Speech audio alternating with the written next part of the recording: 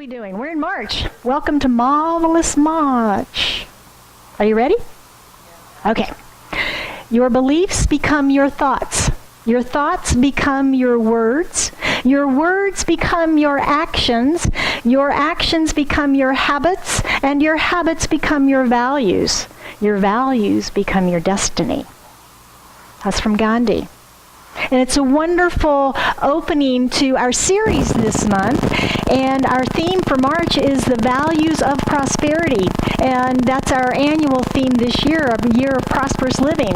And that's what we'll be talking about all year, is the different ways that prosperity shows up in our lives and how we can manifest prosperity in all areas of our life, not just in the wealth category or the money category, but in all areas of our life. That's the true definition of prosperity that we've been using by Edwin Gaines. So this month, in looking at values, my talk, actually let's back up. The month theme is the values of prosperity, and my talk today is let's be clear. And I wasn't, but let's be clear. Spirit has such a sense of humor, yes? Okay, let's be clear. And several years ago, I discovered a book by Dr. John D. Martini called The Values Factor. And it's a wonderful book on values and discovering what your personal values are. And we're going to be looking at that and using this. I'll be referencing this book throughout the month as we explore this. And one of the ideas that he puts forward in this book is we can discover our highest values through understanding some of the voids or things we have perceived as lacking in our life. Huh? That doesn't sound like science of mind, does it? Kind of sounds backwards. But have you ever had a desire that has not manifested? And it seems to hit your goals, resolutions for the new year, your intentions. It's something you think about all the time, and it just doesn't seem to manifest. And it may be financial freedom, to get out of debt, to save more. Or maybe it is health, better health, fitness, getting to the gym, self-care, eating better. Or maybe it's attracting love into your life, a significant relationship, improving the relationship that you already have. Or perhaps it's a new career. You've always wanted to do something else than what you're doing, but you've never found that right thing. Or maybe you want to start your own business. Maybe you want to start your own business, but just haven't done it, but it keeps hitting that New Year's resolution or that goals or that intention. It's the thing you think about. It's the thing you talk about. All these are very worthy goals. And I would suggest that maybe somewhere in that, some of those have maybe hit our lists occasionally, things we think about. And this book has us looking at whether or not those goals are in alignment with our highest, true, real values. It has us looking at that. And whether or not these might be someone else's values that we've accepted as our own. Let's look at an example. Financial independence. We've probably, at some point in our life, had as a goal or an aspiration to have more financial abundance flowing through our lives. So if it's tax time this time, right? April 15th, 6 weeks away. Everybody ready? Everybody filed? Yeah, right. And so this is an opportunity, though, for us to what? Look at our income and our expenses and where we spent our money in 2017. So it's a really good time for us to look at where we invested our dollars in exchange for goods and services and see if they are in line with our values, dreams, goals, and aspirations.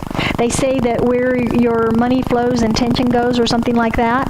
So it's a good time for us to look at this. Several years ago, I I made a very conscious decision to begin to pay the majority of my expenses and bills and things through my credit cards, because I realized that the credit card companies give me this lovely statement every month that details out my expenses, so I don't have to do that part. It's a time saver as long as I pay the bill every month, right? You got to pay it off 100%, no debt. And then at the end of the year, they do this other really cool thing where they send out a statement of a summary of all of my expenses for the year, and they put it into buckets or categories: pharmacy, fuel, auto care, repair and maintenance, Amazon, wherever it might be. And I could look at that, and then I can use that as a tool also to see if I'm in alignment with my values. Am I truly investing my dollars in the things, the places, the people, the events, the situations that are supporting my highest values and the goals and aspirations that I have? Well, the first year I did this, I was surprised because I wasn't. I said on the one hand when I started the year that I wanted to be financially free, independent, wealth, that sort of thing. But when I looked at where I had been spending and so forth, I wasn't in alignment with that. So it gave me an opportunity to look at what is my value around money. What is my value around money? DeMartini suggests that if your highest values revolve around consuming depreciable liabilities in the immediate gratifying moment, you will probably end up never saving or investing for your long-term future. Unless you value building wealth more than buying depreciating consumables, financial independence is probably only a fantasy. So I was living a fantasy, wasn't I?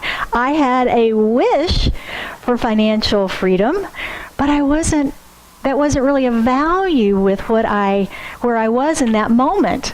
So I had a couple of choices at that point. I could either say, okay, financial freedom is not really a value of mine. I'm just going to be spendy and do whatever else I want to do. Well, that didn't resonate for me and my future and what I really wanted to accomplish. So then I had to look at something else. And one of the ways that DeMartini suggests is that we link goals, which are things that we want to achieve, with our true underlying values. So the way that we do this is to first figure out what those underlying values are, right? What are they? If they're not what I think they are, which I thought it was this, but my behavior was not supporting that. So that's a very clear clue that I'm not in alignment. So how do I make that work? Well, let's talk about what true values are and how we can discover those. True values are specific. They're not abstract. They're not abstract like we usually think of them. They're not things like virtue, honesty, and integrity.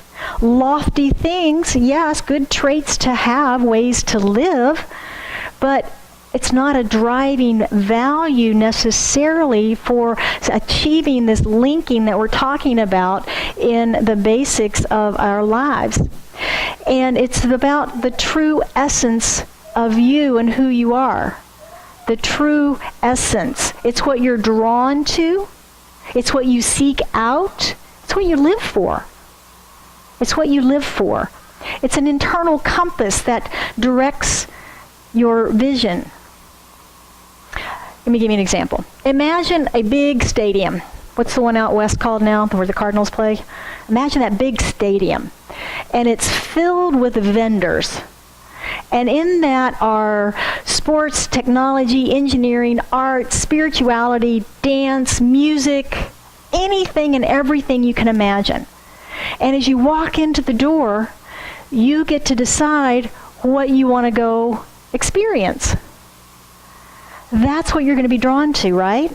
Now, you may be drawn to art, Or if you go to an art fair, you go up and down the aisles of the art fair, you're going to be drawn to different types of art, right? Are you going to the metal? Are you going to the ceramics? Are you going to the photography? Are you going to the painting? If you go to the painting, are you going to the oils? Are you going to the acrylics? Are you going to the watercolors? Are you really being drawn to landscapes or Southwest or something that's more modern art looking? Do you see how that's different? It gets very specific in what those values are. You value the Southwest art more than you value the modern art. You're going to be drawn to that. You might value engineering more than dancing. If you like dancing, it might be ballet or it might be salsa. See how that works a little differently? Even though we're in those big buckets, we continue to narrow down to the very specific thing that calls to us, almost like a passion, right? Almost like a passion. And that's what he's leading us to in linking these goals with our values that we have. I think this relates to the science of mind because we say if you want to know what your thoughts and your beliefs are, look around your life at what's being reflected back at you, right?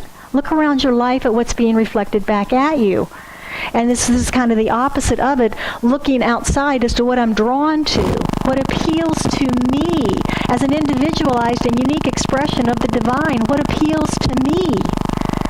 And that's the cool thing, is that we all are individualized expressions, right? Dr. John suggests that when we can determine our highest values, the results are living our inspired destiny.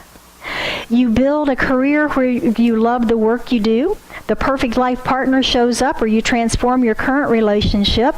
You grow your financial freedom and unleash your vitality. You fulfill your purpose on earth. Does that sound like Edwin Gaines' definition of prosperity that we've been using? Very much so. So he's connecting this idea with the values factor that he talks about in his book. Does it work? Does it work? For me, yes. And I'll just tell you my personal example. I was a little unclear, lost, unsure in 2010 about the direction of my life.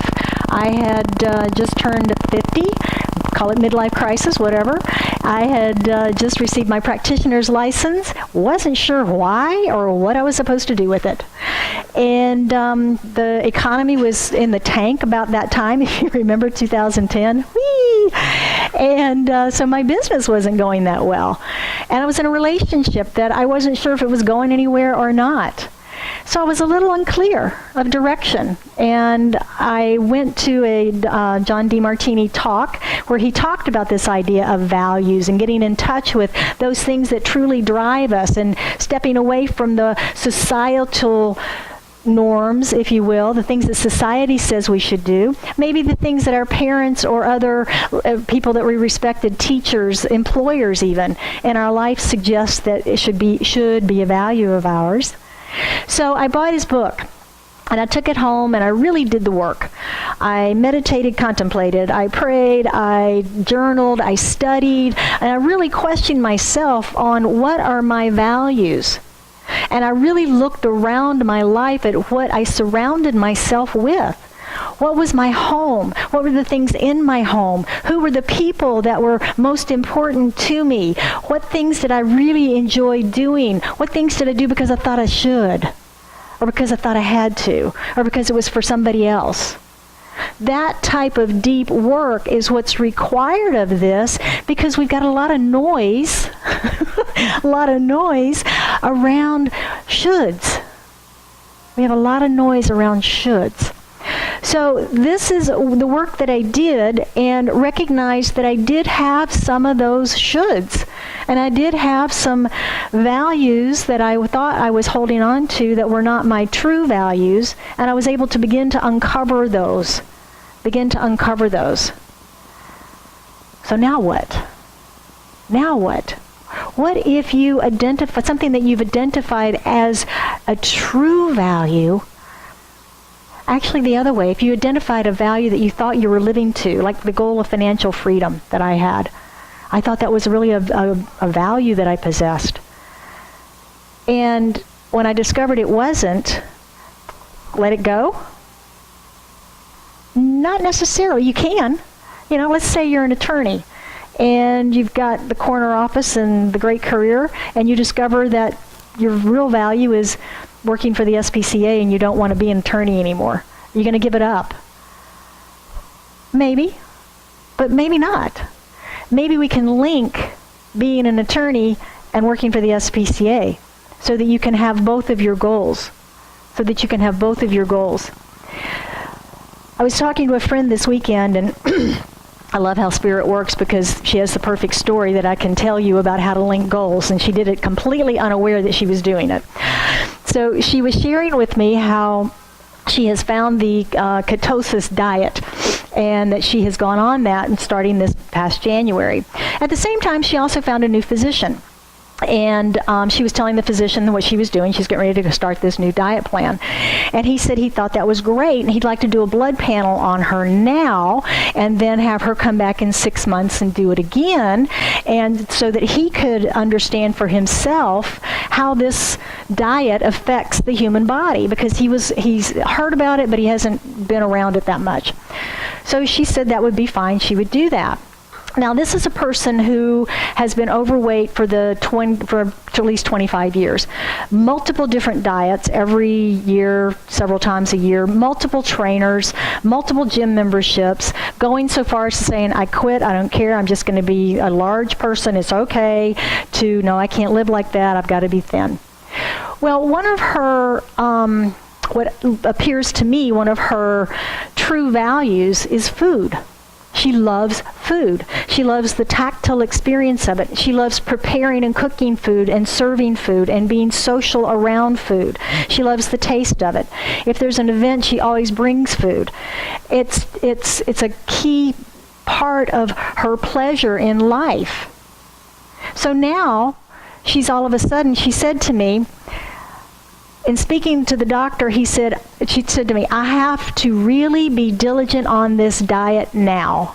I think the doctor wants me to be his test case, and I can't let him down. I can't let him down. So her true value is pleasing other people and being of service to other people. That's the true value. She's now linked that up with her desire to lose weight. So that's a goal. That's not a value. That's a goal. Her value is pleasing people, and now she can't let this physician down because she's agreed to be diligent so that her panels can show him how this diet works for her. It was a fascinating conversation because it was completely unaware, but something in her subconscious is working to now partner this up for her, and I fully anticipate she's going to be successful. Because now what she's doing is she's got cookbooks, right? Those are all going away, and she's got new ones. She's got new ones for how to live this new lifestyle choice that she's made around this new food menu. So it's an interesting dynamic to watch this linkage that's going on with her and how motivated she is. She's lost 14 pounds already. Yay, good for her. And I fully expect that she's going to make her goal to June. What happens after June will be the interesting thing. If 6 months is long enough to truly change that behavior within her. So that's a fascinating example about how to link that goal and her values. So you can see how taking the time to do the exploration and discovery can actually expedite this work. Don't wait 20 years, right? Don't wait 20 years. Figure out what the values are, your true values, and then link those up to your goals so that you can expedite the achievement of them. DeMartini shares a very powerful tip about understanding our values. He says, values reflect what has been perceived as lacking, the seeming difficulties, challenges, obstacles, sorrows, or voids. He suggests that whatever is perceived as missing sets off a powerful hunger for precisely that thing. That felt weird too, right? That feels weird too. But he gives an example from his own life. As a young man, as a child even, he was very challenged with some some physical challenges. He was in braces. If you remember, I don't know if they still do or not, but they used to put children who had challenges with their feet in braces where they were kind of locked in the braces. And he had those, and he hated them. And he begged his father, please take them off. I promise I'll keep my feet straight. I promise, I promise, I promise. And he did. He did. His father took them off, and the child kept them straight, and it gave him a sense of freedom. He was feeling restricted in those braces. It gave him a sense of freedom and movement and travel and the ability to go, right? The next thing is in first grade, he was diagnosed as a dyslexic.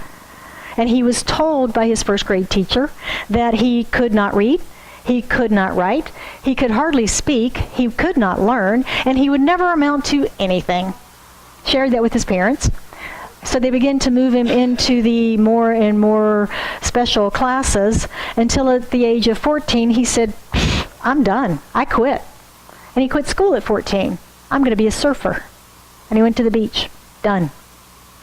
Fortunately, at 17, he met a mentor who saw the wholeness and perfection of him, gave him an affirmation that he began to use in his life to recognize that he could learn. Because what he discovered in this over time is that his underlying value, he had so much respect for his sister and her being so smart, and his lack of not being able to learn made him hungry to learn. Made him hungry to learn. And so now he was able to pair that up and begin to overcome his dyslexia because somebody believed in him. And he always had the idea of teaching, traveling, writing, and freedom.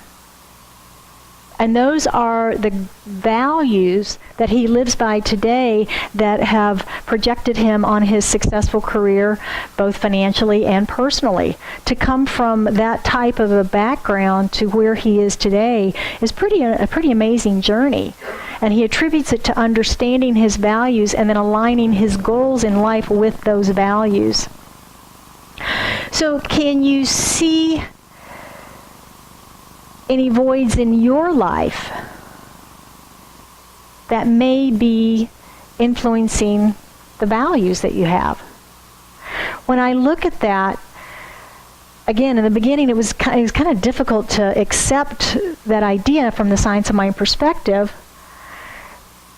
Yet as I've worked with it, I wonder if my own prosperity consciousness comes from the lack that I grew up with. From that void, and my fear of being stuck in the factory that my father so despised, as many of my friends were, that was the only employment in my little town, and my need for independence and leaving the little town, all of that came from that void of, I don't want to be in that. I don't want to be in that, and created my value of being successful. Maybe. So the science of mind can work with these ideas with aligning our values and furthering empowering our lives. Remember the Gandhi quote that I opened with, where he said, by becoming into alignment with our beliefs, thoughts, words, actions, habits, and highest values, that's how we create our destiny. That alignment thing. Because when our beliefs and our words, what we think about, all of that is in alignment, the universe can support us, can it? It can say yes very easily because we're very clear in the alignment. We can't be saying financial prosperity over here and talking about lack over there. It's got to be in alignment. It's got to be in alignment. What we think, what we believe, and the actions that we take in our life. Science of Mind teaches us that happiness in life results from an alignment of our thoughts, beliefs, and actions. And our founder, Dr. Ernest Holmes, the author of The Science of Mind, and also he authored another book called Love and Law. And from that book he says, since our word creates always, it stands to reason that we have to be very careful in sowing the seed. You cannot contradict nature and get an affirmative result. You cannot mix up thought, negative and positive, and get a steady stream of affirmative consciousness and results. Your consciousness, your creative power, is limited to the amount of belief you have, the word you accept. If you believe you are living in an imperfect universe, it is imperfect to you. God has not erred. God has not made a mistake. There's nothing wrong. And this speaks of alignment, doesn't it? We can't mix up our thoughts of negative and positive and have those in conflict. And we can't mix up our should values with our real values, because that creates the chaos and the lack of direction. When I was doing this work before, I was in should. This should be this way. This should be, the economy should be good. You know, it should. I was shoulding all over myself. And so when I could get into alignment with it, then I could let that go. So Science of Mind has our tools of transformation that we can use. Meditation, contemplation, study, journaling, and can help us to understand and uncover our true highest values. Our true highest values. So it's a very powerful marriage when we can link our goals and our values. Would you agree? Yeah, because then we've got the motivating impetus behind the goal, that we're in alignment with it now. We're not doing it because we should. We're doing it because it aligns with our value. Much more powerful. Much more powerful. So let's look now maybe at some ways that we can get clear about our values this week. Okay? Practicing the principles. Number one is do the self-reflection. It starts with knowing what those driving forces are within you. What are your values? What are your true values? You know, sometimes it's not what we want them to be. It's not what we want them to be. But when we can accept what they are and then link them to our goals and make them work for us, we're much more empowered.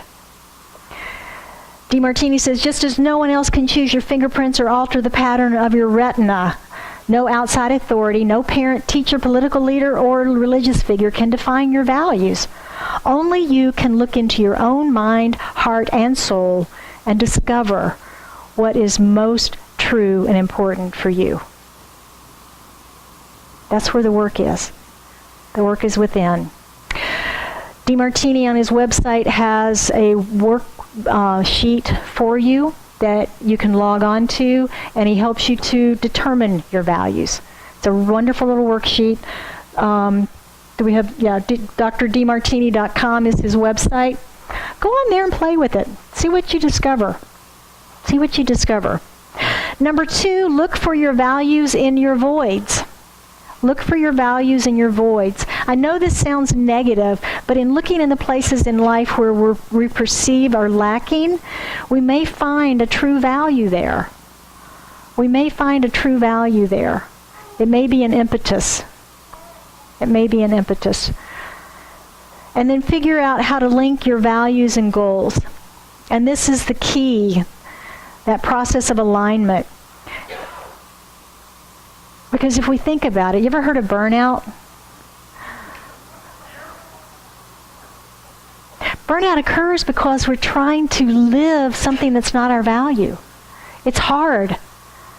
It's hard to put that much energy into something that is not a core value for us, and we're fighting it, and we're burning out. We're burning up. When we are in a place of alignment, we're in a place of flow, we're in a place of vitality. We're in a place of empowerment. That's why burnout occurs. So if you're feeling burned out, look at that. Look at that. It is a symptom. It is a sign. It's something that your soul is revealing to you. Look at it. Look closely. And if it's someplace you need to stay, figure out how to link your true value to it. Figure out how to link your true value to it.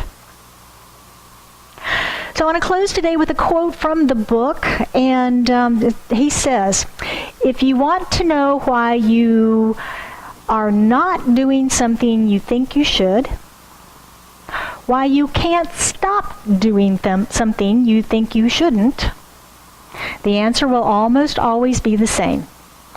you are inevitably going to do what you truly value most. And that works both ways, doesn't it? Doing what we value most, and we look at other people doing what they value most. It's a wonderful thing to remember. So I want to thank you for being with us today, and I hope you can be with us all month as we continue to explore this idea of values for the balance of March. And I want to invite you now to join me in an affirmative prayer as we close out our service today. How good it is that we come together in community on Sunday mornings in celebration of this thing called life. The light, the life, the joy, the harmony, the wisdom, prosperity, and abundance that is God. It is love and life fully expressing through all of its creation. And all of it is here now present in this room. It is in, through, and as me, as a manifestation of it, as an individualization of it. And I know that that is true of each and every one of us that is here today in this room, and anyone within the sound of my voice.